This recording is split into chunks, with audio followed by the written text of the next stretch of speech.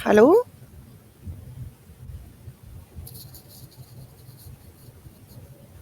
Hallo?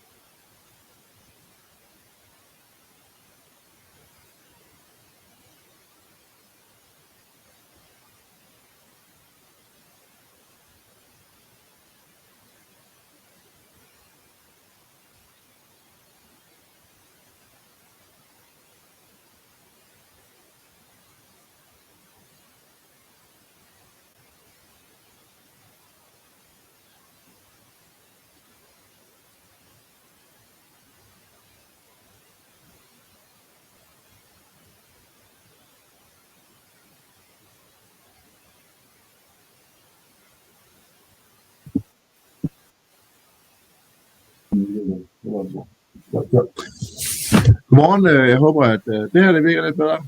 En anden mikrofon. Okay. Det er jo fantastisk. Velkommen til. Så var et lille ekko også.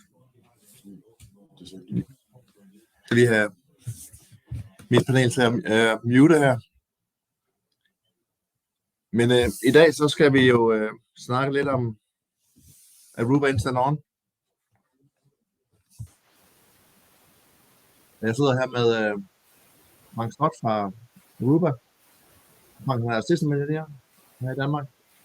Og så Riyad Nachi, som er Aruba Pre-Sales.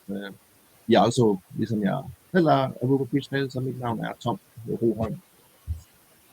Og vi har lagt lidt forskellige ting sammen her til en lille times tid. Så vi kommer bare i gang. Skriv eventuelle spørgsmål i chatten, så må vi tage dem, hvis vi kan nå dem, og så følger vi op på det senere.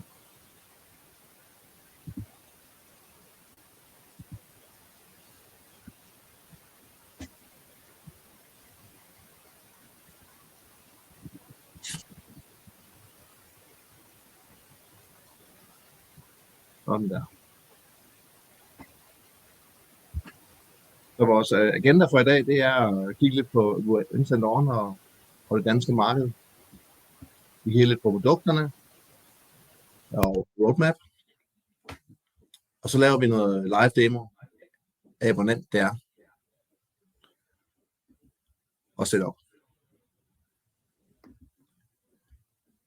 Og så har vi lidt info om en kommende workshop, hvor man kan få lidt hands-on og Action Partner Klubben.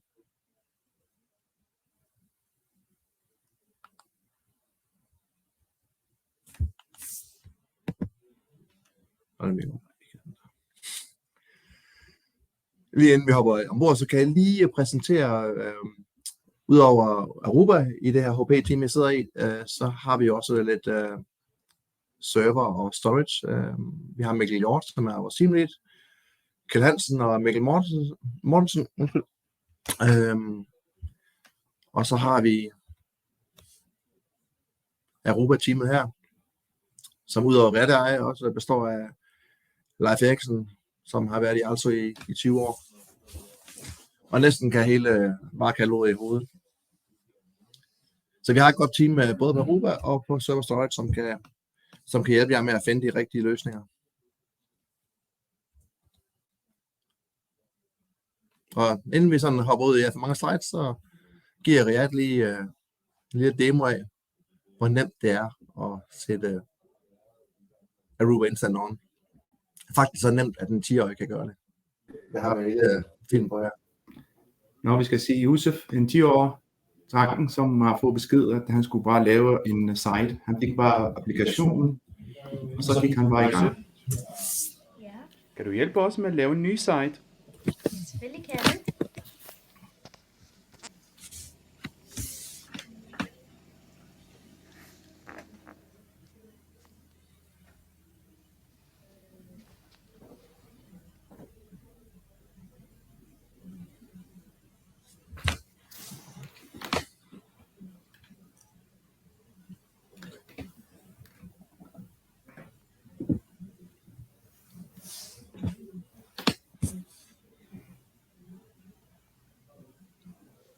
Så Yusuf her, han har ikke fået besked, hvad han skal gøre. Han skulle bare læse videre, hvad det står, og hvad det skal. Så gør han bare det, hvad det står.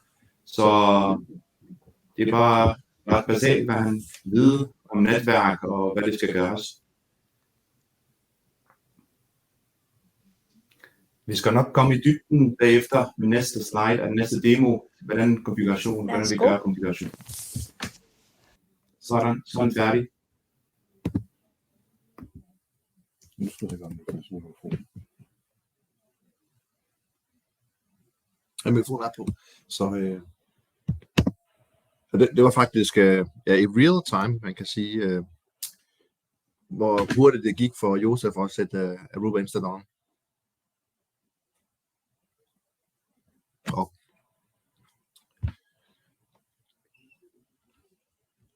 Og så tror jeg lige, jeg giver over til Frank her, som lige vil snakke lidt om markedet her. Ja, tak skal du have.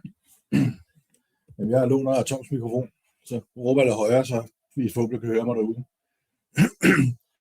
Ja, der er en, der kommenterer på, at det gik stærkt med demoen, og det er også rigtigt. Det tog faktisk kun det der minut, som Riyads søn viste. Så det er ret cool, det vi kan med Instant On. Jeg synes, det er et meget overset produkt i det danske marked. Det vil vi rigtig gerne slå et slag for. Når jeg tæller det danske marked, så har jeg kigget lidt på, hvilke kunder der er til det her. Der har jeg kigget lidt på noget statistik og data. Og i Danmark er der omkring 300.000 aktive kunder, eller virksomheder, altså CVR-numre. Så ved jeg godt, at mange af dem er enkeltmandsvirksomheder. Men hvis vi ser på dem her, så det vi typisk gør fra Europa og andre producenter side, det er, at vi løber jo efter de øverste 2% af det her marked. Det vil sige dem med mere end 50 eller 75 ansatte. Det vil sige, at der er altså 98% af markedet, vi ikke rører ved, hvor der er plads til partnere, der gerne vil ud og gøre en forskel. Og selv og styre det helt selv. Jeg har så skrevet her, at der er mellem 21.000 og 290.000 mulige kunder. Og der er sikkert nogle af jer, der vil sige, ja, det er fint. Det er et ret stort spænd, det her.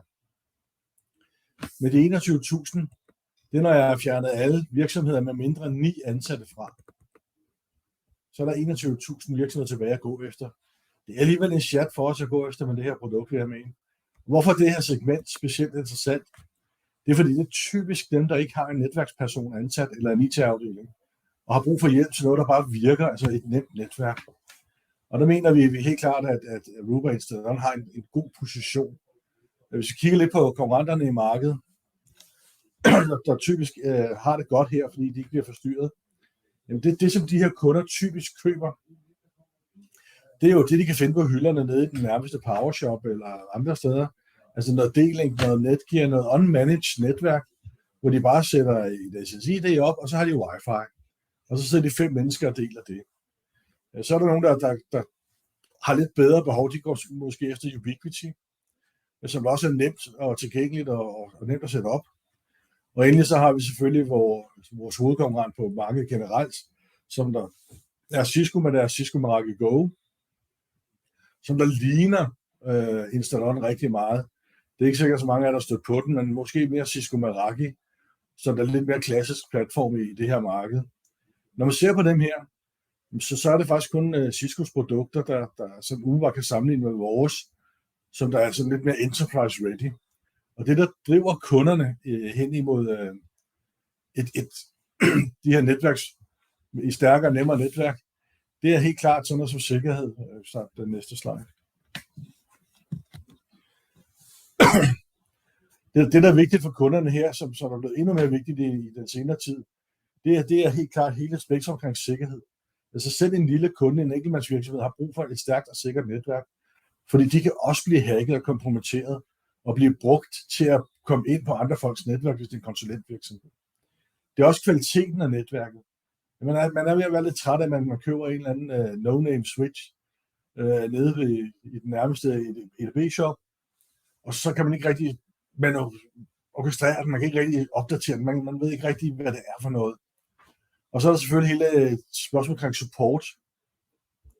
Men der er ikke meget support at hente på de produkter, der er nævnt på den forrige slide. Andet end den selvfølgelig fra Cisco, de har også et udmærket supportapparat. Og endelig så kigger vi også mere ind på, at kunderne kigger også mere på enterprise class produkter. De vil gerne have sikkerheden i orden, produkter i orden, supporten i orden, fordi flere og flere bliver afhængige af deres netværk. Og det her er et kæmpe område, hvor der er plads til vores små og mellemstore partnere, til at gøre en forskel med et produkt, der faktisk er konkurrencedygtigt på prisen mod dem, som vi så på konkurrencesliden. Og endelig så synes vi fra Europa, at det er meget interessant at kigge på alt det, vi kommer på netværket. Altså ikke bare brugeren, men alle de devices, der kommer på netværket. Og det er noget, der ligger i vores DNA. Der vi jo kommer med 20 år historik til at koble ting på netværket via Wi-Fi. Og det har jo lige givet sig udtryk i, at vi for 17 år i træk er blevet kåret som liggende op i øverste højre kvadrant på Gartners Magic Quadrant på Wi-Fi og LAN, og ydermere på det, der er kritiske kapabiliteter, hvor der er 5 hovedgrupper. Der ligger vi top 5 i alle 5 hovedgrupper. Og det er der ingen af vores hovedkonkurrenter, der gør. Så når vi kigger på markedet, så er HP og Aruba har et stærkt brand. Vi har en meget lille synlighed på det her produkt, og det er det, vi håber på, at det her webinar vil hjælpe jer til at se, at det her er faktisk nemt at gå til og dejligt at arbejde med. Nå jo, og så er der ikke nogen licenser. Det er ret fedt. Det har vi også sagt tidligere på Aruba Enterprise, men der begynder at snige sig licenser en hist og pist. Men her har vi stadigvæk et produkt, der skalerer ret godt i SMB-markedet, uden nogen licenser. Det kommer vi tilbage til. Ja, så ingen licenser, og der er management med, så man skal da ikke købe management-systemer. Så man har en fuld pakke der. Også sågar cloud-systemet, det kommer vi også til at se senere. Riyad, han vil godt lige vise en lille demo. Ja, for i stedet for at vi sidder og snakker, så lad os sige, hvordan vi kan. Ja, eller se det i stedet for. Ja, vis lidt om, hvordan vi kan. Yes.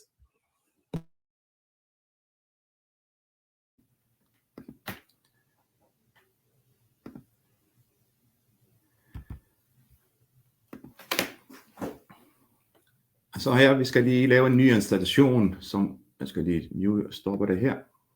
Så jeg kan lige svare på Jason.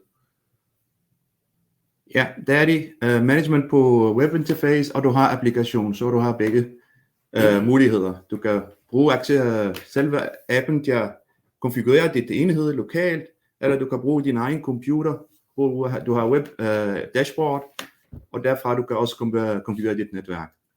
Ja, så er også cloud management muligheder, ikke? Nemlig, det er også cloud-baseret. Så der er fedt på alle hylder, det er ret fedt. Nå. Godt. Her vi skal lave en ny SSID og VLAN. Den er ikke ret tydeligt, men ja, godt. Så man skal bare ind på netværk, og så enten wired eller wireless. Det kommer an på, hvad er din switch, der skal laves, eller er din access point Wi-Fi. Godt at se, at lige så snart user var færdig med sin første konfiguration, så du har en kørende netværk. Det vil sige, der bliver lavet en SSID, som har netværknavn. Det bliver en default VLAN, som er VLAN 1. Det bliver lavet en DHCP-server, som en default DHCP-server. så jeg lige kan se noget. Nå, den er ikke gået. Det kører lidt langsomt derude i omverdenen. Er det alle, der ikke ser videoen her? Yes. Nej, jeg kan godt se noget. Okay. Altså, dem her, der ikke kan se den, der indhenter den jeg lige om lidt. Ja. Ellers så bliver det jo videooptaget det her, så I kan jo også sidde og se den bagefter. Bare tro på, det er cool, det virker. Ja, og det er ret nemt. Så her har vi valgt, at vi skal lave wireless, det vil sige, det er SSID'en, og du kan vælge, det gode ved det, at man skal ikke være en IT-ingeniør til at lave det, fordi det hele er der. Altså, du skal vælge, at er det en kabelnetværk, eller er det en wireless netværk, og så bagefter går du ind og siger, okay, er det en employee, det vil sige en medarbejderne, og de er under det her, de ligger nogle reglerne, som man behøver ikke at vide, men en employee har lov til at gå ind på netværk og se alle netværk, men gæsterne har ikke lov til det. Det vil sige, systemet gør ting for dig, du behøver ikke at vide det på forhånd. Så her laver vi bare netværknavnet. Vi skal give den en password. Og så herinde, det kan vi bare stoppe og sige, done. Den er færdig. Det kan vi ikke bruge. Har man brug for yderligere information, vil man gerne have flere informationer, eller ved restriktioner og sådan noget, så går man bare lidt længere ned og trykker på More Option. Her, du kan vælge netværk, om det er en lokal netværk, eller en speciel en. Her, du kan vælge det, som står der her nu. Vi har forskellige. En, der hedder ALSU, en, der hedder Guest, og en, der hedder Admin. Og det er nogle restriktioner, nogle rettigheder, der man kan få. Det er en admin-netværk, en administration, det skal have lov til alt. Du kan styre her bandwidth, det vil sige, hvor meget man må hente, upload, download. Det gør vi oftest med gæstenetværk, ikke med almindelige medarbejderne, som de har de lov til at. Herinde man kan vælge, hvilke kanaler man skal køre på, om man skal køre begge 2,4 og 5 GHz, skal man køre kun 2,4 eller 5 GHz. Det kan man på, hvilke enhed man har, men ofte man så vælger bare 2,4 og 5 GHz.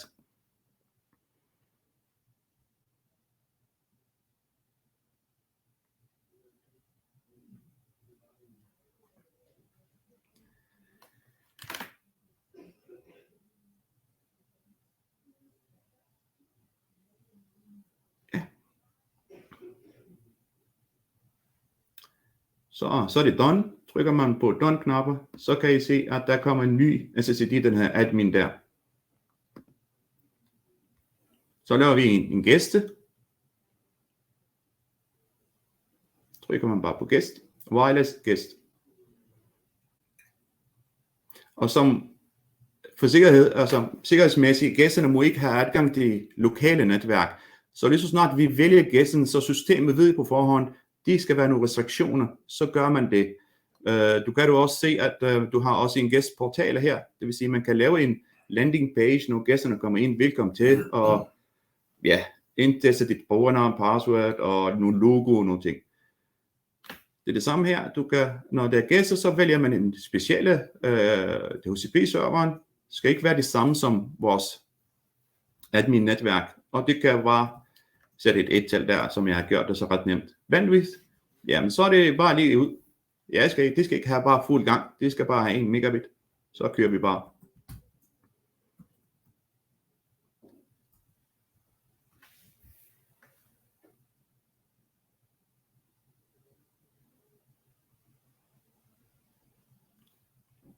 Sådan.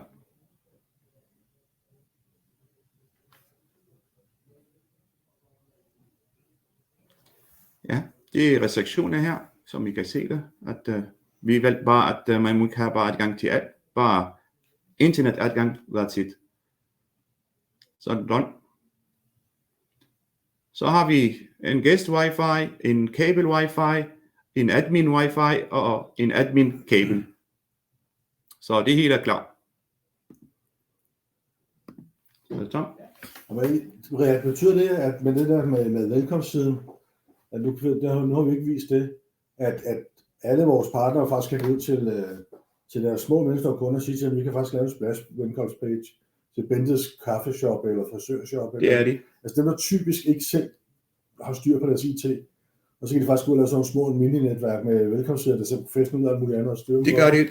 Den er klar faktisk. Ja. Så hvad skal man hente i logoen, og man skal hente bare skrive nogle tekste, og så er den klar. Man skal ikke være specialist webdesigner for at lave det faktisk. Så man laver ikke bare et netværk, man laver faktisk et netværk, der er skræddersyet til kunden. Nemlig. Uden at man behøver kæmpe servicering af noget andet. Det behøver du ikke. Super. Yusuf kan det. Så du kan det. Det er rigtigt. Så, sådan. Yes. Tilbage til slideshow her. Yes. Så godt, jeg kører på slideshow videre her. Det var den demo lige så, hvor svært kan det være. Det var ikke så svært. Jeg lavet for appen her. Ganske kort er, og udover man kan sige, at vi optager videoen, så de her slides får I også adgang til bagefter. Så jeg vil ikke gå igennem al teksten, men man kan sige, nogle af de features, der også er på wireless, det er, at man kan lave smart mesh, altså wireless mesh, det vil sige, at man kan forbinde AP'er med andre AP'er trådløst, så man ikke nødvendigvis skal trække kabler. De features er der også. Og så kan man sige, at med den her app også kan man også holde øje med sit netværk, når man er på farten. Og man kan have forskellige sites, man kan have op til 25 sites. Så det skalerer også til de her kunder, som måske har mange små kontorer. Men også til, at vores partner kan holde øje med 25 netværk, forskellige netværk, ikke? Jo, eller hvis man, hvad kan man sige, vil køre en form for MSP, så kan man også det fra de mindre kunder, som slet ikke IT-folk har. Og på sikkerhedssiden også, som nogle af jer måske så er der også WPA3, som senest inden for wireless sikkerhed. Ja, og så står der er jo garanti på også, og der er chat og phone support med, så man også kan extende, hvis man vil have den her support ud over det. Garantien er der jo i 2 år. Yes. Og med switcher, hvis vi hopper til det lige hurtigt, så kan man sige, at ideen er også, det er sådan lidt plug and play, så man er hurtigt i gang, og det kommer på nettet, ikke? Og der er masser af features, man kan bygge videre på, man har brug for det, men pointen er, at man ligesom er hurtigt i gang med netværker, som man kører, ikke? Og hardwaren er jo egentlig det samme på AP'er, og også på switches, som man kender fra Aruba's Enterprise-produkter. Det er bare med en anden software, der er lidt mere enkelt. Og også på switchlaget er der også et sikkerhedslag. Aruba er jo et sikkerhedsfirma i bund og grund oprindeligt, så der er selvfølgelig sådan noget som .NX port control og sådan noget, så man ikke bare en fremmed kan jogge en PC i, hvis man ønsker at have den form for sikkerhed. Og på switch er der så lifetime supporter, som man kender det, og 90 dages support på telefon og chat med. Og ja, og så er der, man kan sige, som der står der noget add-on service også her i forhold til at forlænge det her, ligesom man kan på API'erne. Og ja, switcherne kommer i Aruba Incident On fra 5 til 48 porte, så der er lidt forskellige muligheder også der. Ligesom der følger så forskellige API'er efter kravet. Og management, der er for switchene vedkommende, er der jo en web UI, man kan logge på med sin browser, og så er der app, både på wireless og switcher, og så er der også et cloud management. Og alt det får man med, uden ekstra omkostninger. Det er ligesom med i pakken. Og så får man også det her, man kan sige, buzzword, single pane of glass, men det gør man, hvis man bruger appen, så kan man nøjes med at bruge den, eller nøjes med at bruge sit cloud management. Men man er ikke tvunget til det, hvis man køber switcher og vil gerne vil administrere dem, ligesom man sådan kender med en smart man switch i webinterfacet. Man kan få tegnet topografier, som der også står, og man har selvfølgelig også mulighed for at optage sin firmware. Yes. Og Frank har man godt lidt til lidt om også med lidt mere omkring hardwaren og sikkerheden på Wi-Fi. Ja, uden at skal gå i dybden for meget med hardware lige nu.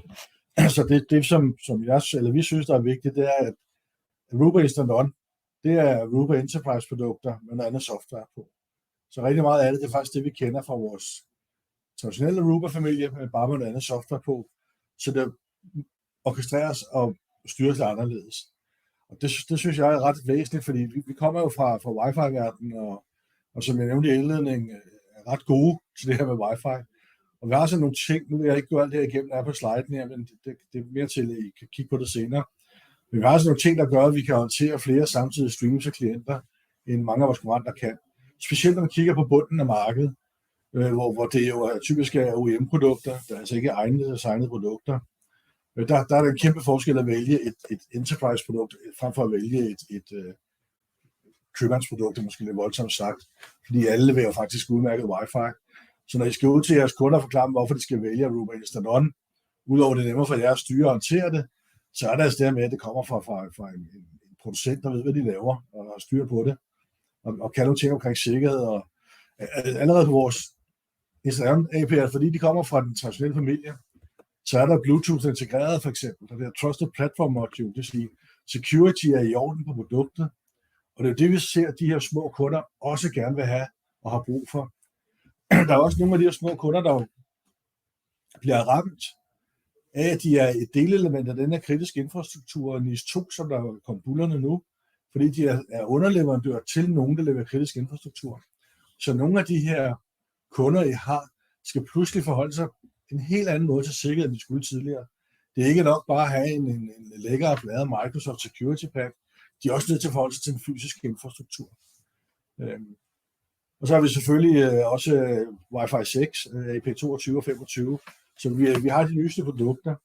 Men den er mere for, ligesom, at I har mulighed for at kunne læse lidt mere omkring, hvad der er muligheder inden for produkterne. Så tilbage. Yes. Ja, så man kan sige, som Frank også nævnte, der er forskellige accesspunkter her. Ikke vi skal grave en masse ned i det, men altså tilbage fra nogle AC Wave 2 eller Wi-Fi 5, om man vil, op til Wi-Fi 6 i dag. Til højre har vi et udendørs AP, og sådan et hospitality AP, som også udmærker sig ved, altså det her AP11D, ved at have flere porte, så man også kan, hvad skal vi sige, bruge AP'et til noget andet. For eksempel, hvis man skal koble en switch på, og skal bruge den som internetrouter, så kan man også det. Alle AP'erne kan i princippet være internetrouter, ikke? Men med AP11D, så har man mulighed for at kabe nogle flere ting til. Det gør det selvfølgelig lidt nemmere. Og det er det samme, som man kender fra andre Europa, men det er sådan, den væsentlige forskel, det er, at den har flere porte, og så kan man arbejde lidt med det. Og med switchen, altså man kan sige 1430, som der også står, er unmanaged, det vil sige, det er jo, om man vælger en dum switch, eller en plug-and-play switch, man sætter den til, og så er den jo sådan, der er ikke forskellige VLANs og sådan noget, og det giver selvfølgelig heller ikke mening at snakke om management der, den sætter man bare til, og så kører den, ikke? Og så går vi op i 18 og 1900-serien, hvor vi får flere features, og selvfølgelig kan manage dem for forskellige værktøjer. Og der er også 10 gigabit og klasse 6 PoE, hvis man har brug for det, altså 60 watts PoE. Ja, det der er det fede her, Tom, det er, at her har vi jo faktisk nogle enterprise-lignende produkter.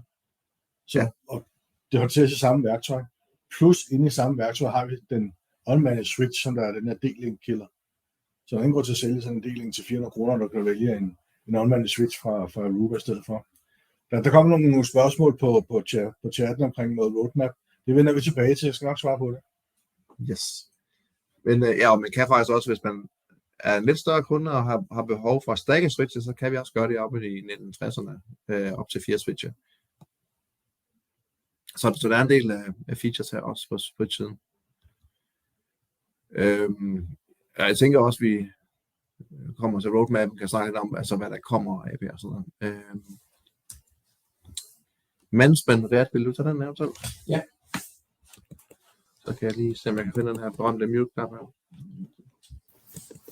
Altså som sagt, vi kan manage switche og netværk via enten app eller via en webinterface, og det er cloud-baseret, det vil sige, det behøver ikke at være lokalt hos kunden for at styre det. Det vil sige, at man også kan have forskellige, eller flere site, de forskellige kunder, som har forskellige konfigurationer. Det gør det mere enterprise på den måde, at det er ret nemt til at komme til, ret fejl eller se fejl, kommer få nogle warning eller et andet. Så næste slide, vi skal nok have, fordi vi har vist den her, så tænkte jeg, det viste. Jeg kan dele den her faktisk. Ja, beklager, vi er lidt operatør på den her. Ja, jeg deler bare min screen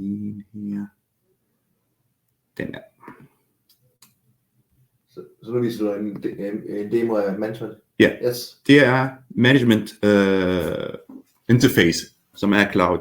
Og det er ret nemt faktisk, fordi det ligner meget selve applikationer, så man skal ikke bare sætte sig i det og lære det og forstå, hvordan de fungerer. Du har de her 4 ikoner, som er meget brugvenligt faktisk. En, der hedder netværk, client, og lige under applikationer.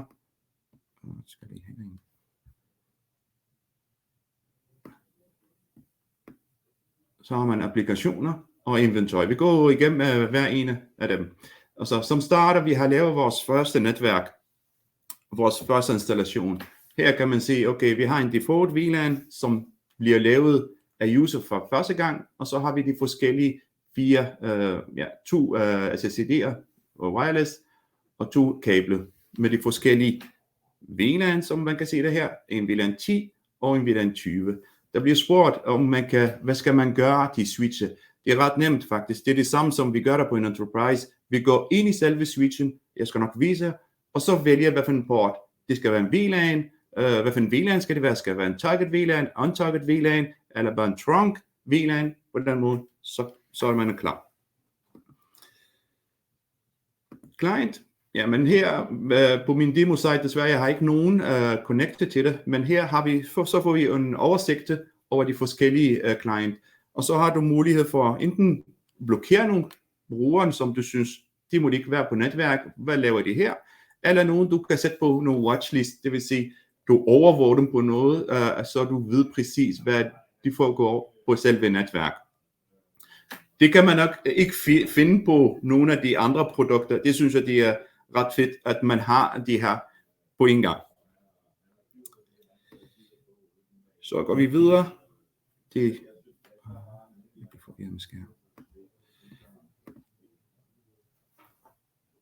Ja.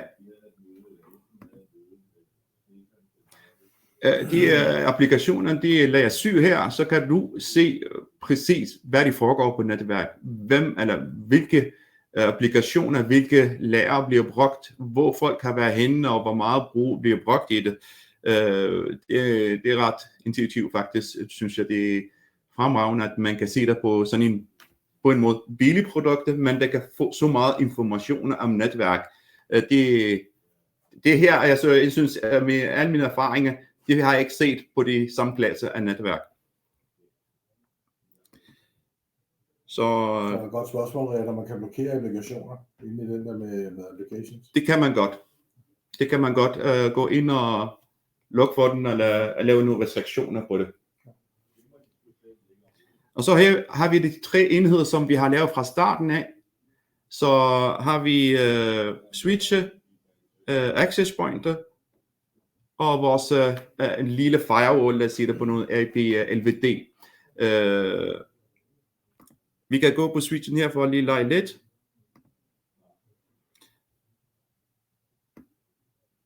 Så har vi information om switche, hvor meget det bliver brugt i øjeblik, strøm, hvad er det budgetten, hvor meget vi har. Det er meget ret gode informationer, hvis man har flere accesspunkter, og man er ikke sikker, om switchen kan håndtere så meget PoE'er, så har du lige informationer her, at det kan fortælle, okay, det er fint nok.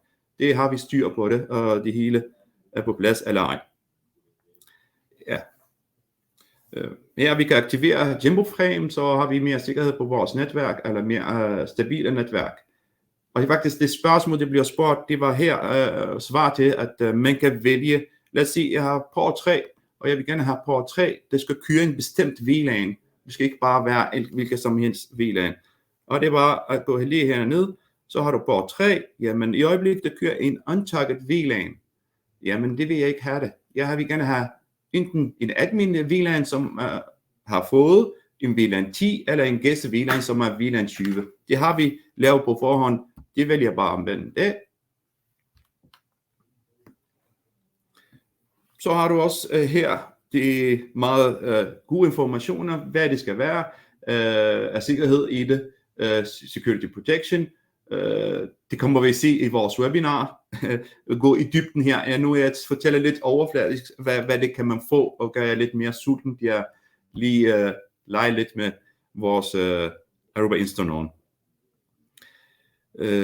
Ja, power, så kan man styre prioriteten her, hvor hurtigt, hvor meget power skal det, en access point skal være altid have høj prioriteten, hvor man PoE skal have i forhold til andre, hvis man er i tvivl om, at sin switcher har nok strøm til alle access pointer.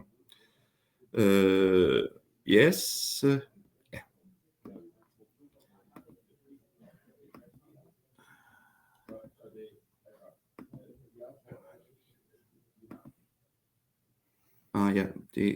Ja, jeg kunne ikke trykke på noget, fordi jeg har lavet nogle ændringer, så spørger den, om jeg skulle save.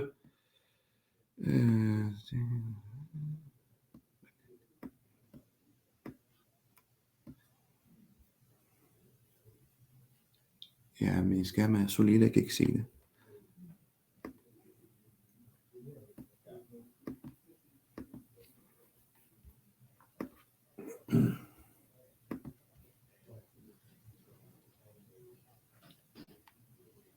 Ja, beklager.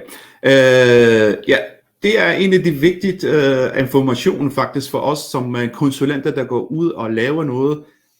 Ofte vi plejer at have nogle stykke papir og nogle visio og tegninger, hvordan siger netværk og hvordan er netværk. Men ofte når vi kommer on-site eller vi er i gang at fejlsøge på et netværk, så de dokumenter vi har, de er sådan outdated dokumenter, det vil sige, ja, de var de dengang vi har lavet det, men undervejs det bliver ændret, det bliver sat nogle switcher, det bliver sat nogle ekstra access pointer. Og så når vi skal gøre det, så vi skal starte forfra at fejlsøge og finde ud, hvordan ting er skruet sammen. Det behøver vi ikke med Instant On, fordi den går ind og fortæller os, hvordan er netværk er bygget lige nu her. Der er ikke noget, det er dynamisk, det bliver ændret, og den nuværende topology på en måde. Og det var ret simpelt, tryk på en knap, så er du på den enhed, som du vil gerne lige fejlsøge på den, eller tjekke, om det hele er, og som det skulle være. Yes. Det kan man bare også sætte sin mus på, så får du information. Du kan du også gå ind. Du kan du også lave nogle ping-test fra enhed til nettet og tjekke, om du har connectivity en god nok, eller er det ikke. Du kan lave sindssygt mange ting på den her lille netværk og enhed, som har så mange feature i det. Jeg ved ikke, hvis der er nogle spørgsmål.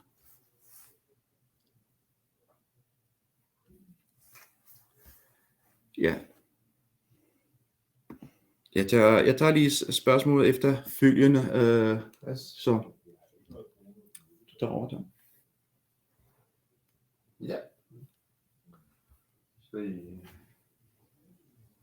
den er omgjort.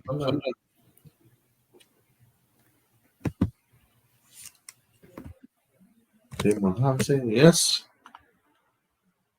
Så har vi lidt omkring garantien. Ja, det vil jeg jo gerne. Ja, Inden vi går i gang med det, startede jeg jo i starten, der nævnte jeg, at det her var rigtig godt til SMB-virksomheder.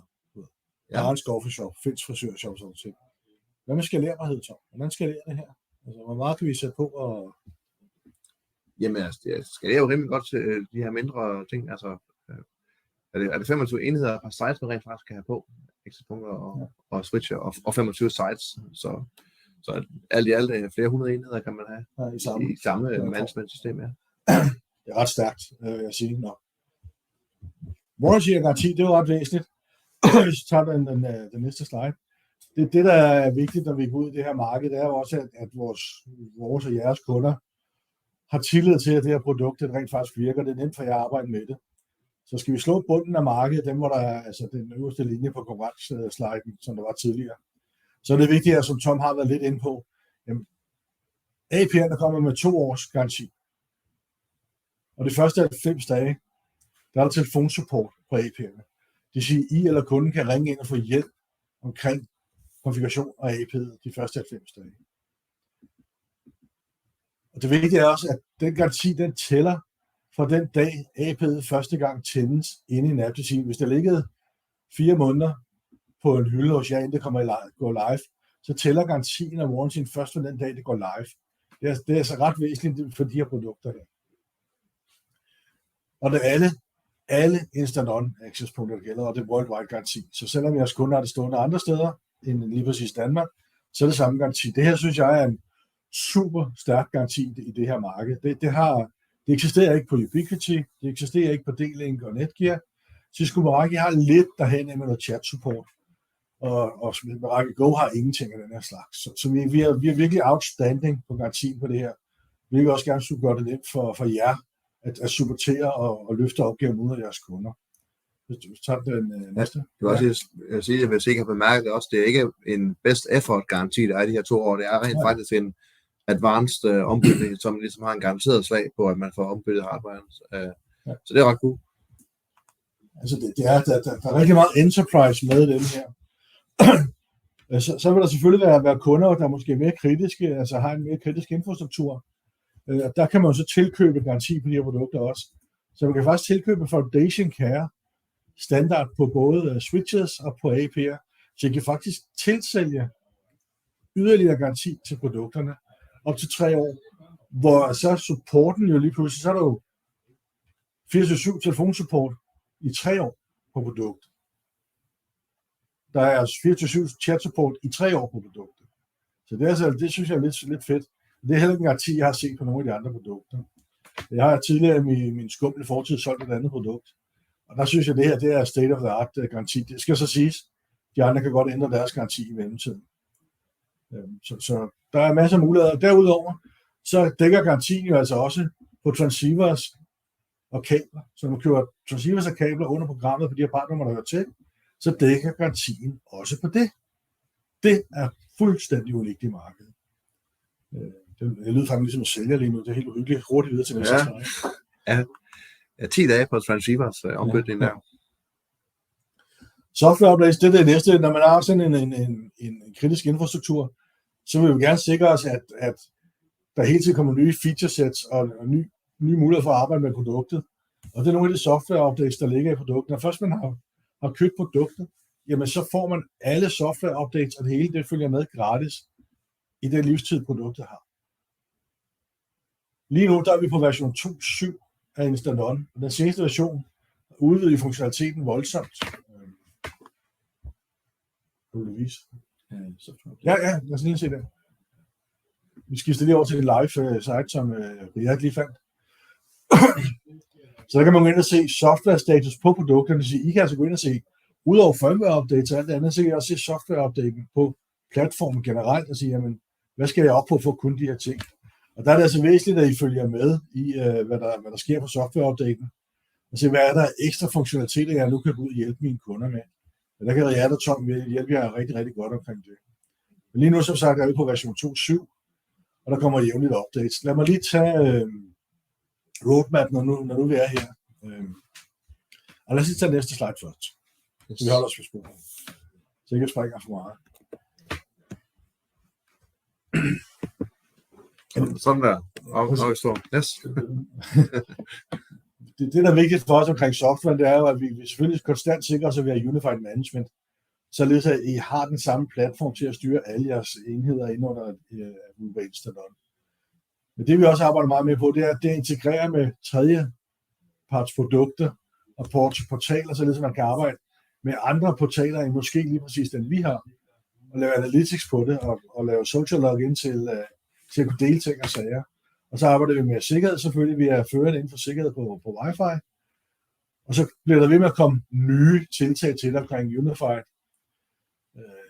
Instant-On-produkter, PoE, mulighed for at koble IoT-devices på. Vi ser jo omkring i det her segment, som vi kigger på med kunder nu her, de her 290.000 og led efter antal virksomheder. Rigtig mange af dem falder jo inden for SMB Danmarks og Dansk Industris Industri 4.0 og digitaliseringsprojekt. Og der er det altså et godt projekt til at gå ud og få tilskud til for jer som partner, til at få tilskud til en sikkerheds- og netværksanalyse, og så sælge det her ind bagefter i de tilskudspuljer, der ligger i Dansk Industri. Og det her produkt, det er konkurrencemæssigt aggressivt prissat. Jeg siger det sådan, for jeg ved jo godt, at nogle af jer også kender vores enterprise-produkter, og det er enterprise-priser. Og det er ikke altid konkurrencedygtigt, specielt ikke mod de her produkter, der er i det her segment. Vi er jo helt sikkert konkurrencedygtige mod Cisco og Juniper og alle de andre i Enterprise, men vi kan jo ikke vinde over Ubiquity med en Aruba Enterprise-produkt på pris. Men vi kan vinde over de her sådan, konkurrenter hernede sammen med jer med Instant-On, fordi det kan så meget. Men som vi sagde i starten, Så det har været en meget velbevaret hemmelighed, hvad vi kan med det her produkt. Så derfor er jeg rigtig glad for, at Elto tager bolden op og går ud og pusher det her. Yes. Nu roadmap, ikke? Der var lige Ja. 2 søer, men jeg ved ikke, om du dykker så meget ned i, men det er mere, man kan sige, det der er vigtigt også, er jo at vide, at softwaren står ikke stille. Så når vi snakker 2.7, så er det ligesom platform management i din app og i portalen, ikke? Og der er sket rigtig meget i seneste release 2.7. Altså også nu, man kan sige, det er op til 50 internal access-punkter og switche på et site i stedet for 25, ikke? Altså den der watchlist, synes jeg faktisk er ret interessant for det. Vi kan holde øje med kritiske enheder på netværket. Det kan være en mailserver, det kan være et alarmsystem, et eller andet, der er på netværket. Og så får man alarm om, når det her sådan mister forbindelse til netværket. Videostreaming server, hvad ved jeg? Det synes jeg faktisk er meget cool, man kan det. Så. Ja, der sker en masse ting. Det er ikke sådan, at man kan sige, der hvor vi er i dag, at sådan er det. Der bliver hele tiden lavet nye tiltag her. Og roadmap. Ja, skal vi lige tage roadmap, inden vi tager den der? Ja. Der var bare et par ord om roadmap. Ja. Der var et godt spørgsmål omkring 11D'eren, og den kommer i version 6, altså Wi-Fi 6. Ja, hele portefolien kommer op på Wi-Fi 6 undervejs. Ikke samtidig med vores enterprise-produkter et stykke tid efter. Så vi vil se et løft af vores produktportefolie til at komme op på Wi-Fi 6, så vi kører Wi-Fi 6 på det hele, også ned på Instant-On. Det vi mangler dernede, som der også kommer forhåbentlig inden slutningen af året, det bliver en Instant-On gateway. For det er jo det, vi mangler lige nu. Det er jo en gateway/firewall-funktionalitet. Typisk de her kunder vil jo have en ISP-leveret router med noget firewall integreret i. Men vi kommer altså med en gateway i løbet af året på Instant-On også, så vi har en fuld enterprise eller en fuld Aruba-portfolio også nede på vores Instant-On-portfolio.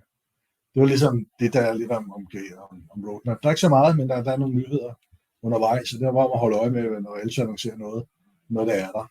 Ja, og man kan også sige med hensyn til AP11D, der er det her hospitality-AP, så findes hardwaren jo der i Enterprise, og det er jo det samme hardware, vi bruger, så det er klart, at det kommer på et tidspunkt, når man kan sige, når softwaren lige er skruet sammen til det, så kommer det også der, også fordi vi har jo Wi-Fi 6 i Instant-On ellers, men bare ikke på hospitality endnu. Yes. Så tror jeg, at Riyad, han vil sige noget om vores action og Og NFR, det er. Not for resale. Det var det.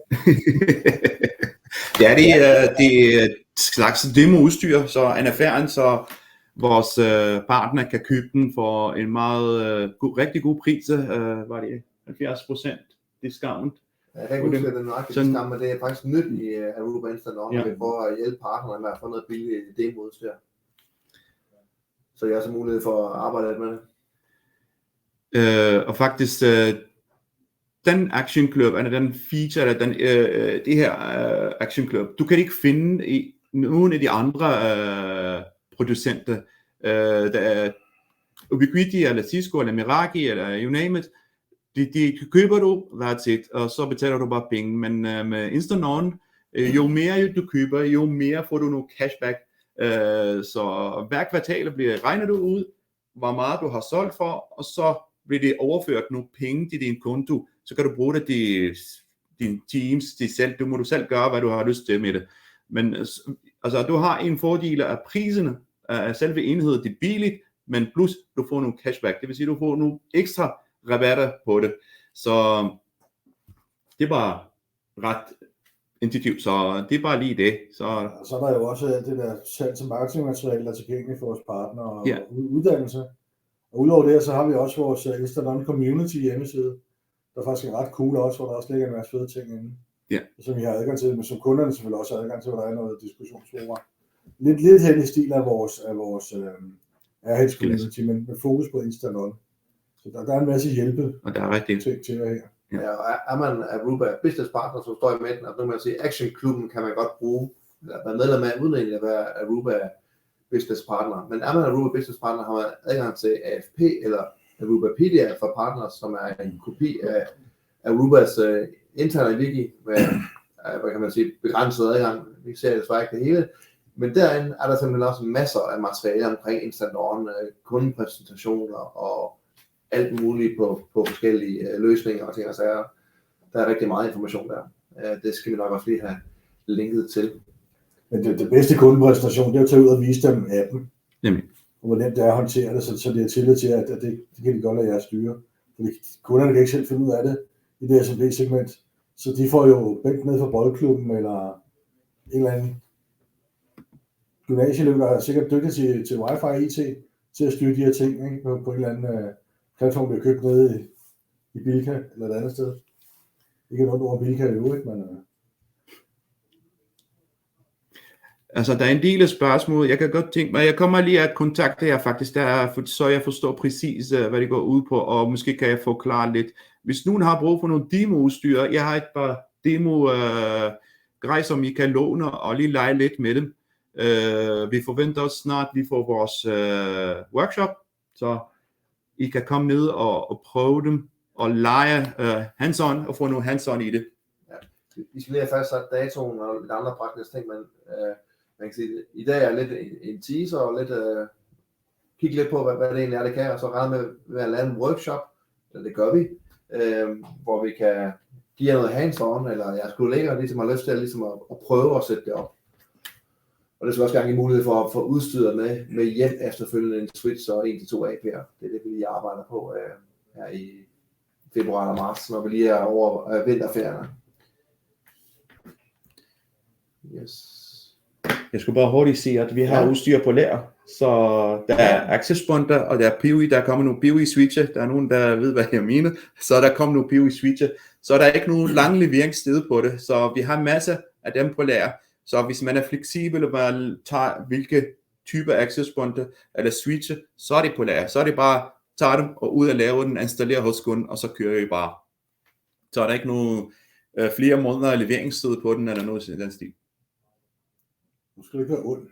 Nej, det er ikke. Men vi er gode til det. Så vi har udstyr, så I skal bare ud og arbejde. Ja, der er AP'er, og der er switcher på lager lige nu. Ja. Og hvad hedder det? Som sagt, vi får de her slides, og vi laver også lige en samling af nogle af de forskellige links, vi har lavet og sådan noget der, og så kommer vi tilbage med mere omkring den her workshop der.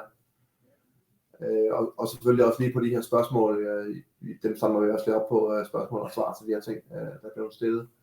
Det er nogen, du kan nå at tage nu, Rian?